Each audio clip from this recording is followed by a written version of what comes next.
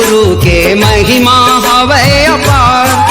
सतगुण जे कर सिंगार की हंसा महकाए संसार की। चोला तोरे रंग जाना रंगाले चोला रंग जाना।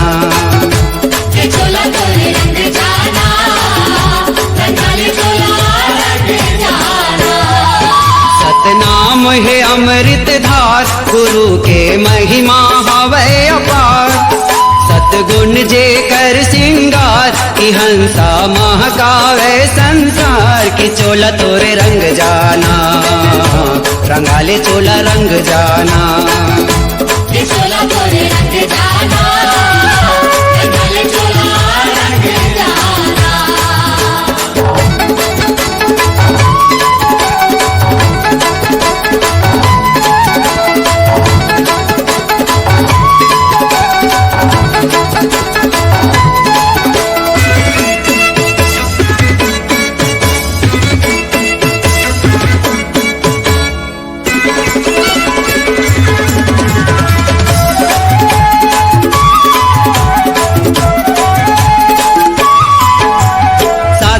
चोला हरियर कर ले श्वेत ध्वजा नरियर धर ले।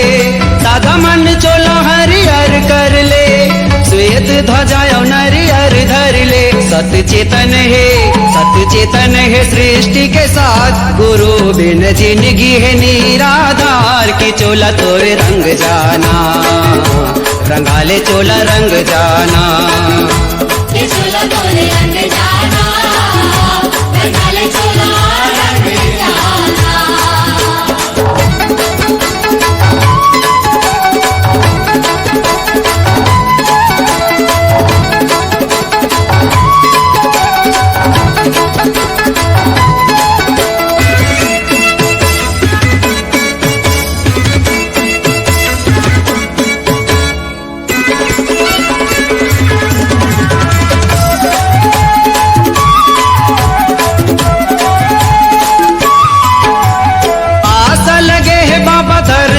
दे घट गघरी मसत गुण भर दे। आशा लगे है बाबा दर्शन दे घट गघरी मसत गुण भर दे। सत्य ज्ञान गुरु के अनमोल जी हाँ कामता बजाए ढोल। और चोला मोरे रंग जाना रंगा दे चोला रंग जाना। चोला तोरे रंग जाना रंगाले चोला रंग जाना।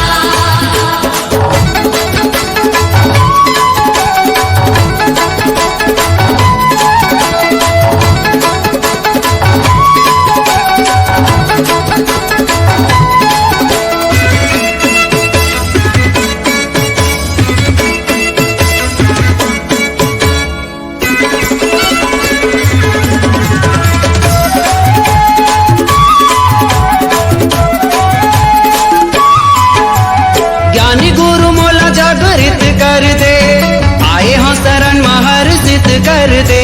ज्ञानी गुरु मोला जागृत कर दे आए हो शरण महर्षित कर दे। गुरु हृदय के सुन ले पुकार मोर जिंदगी में भर दे निखार। और चोला मोर रंग जाना रंगा दे चोला रंग जाना।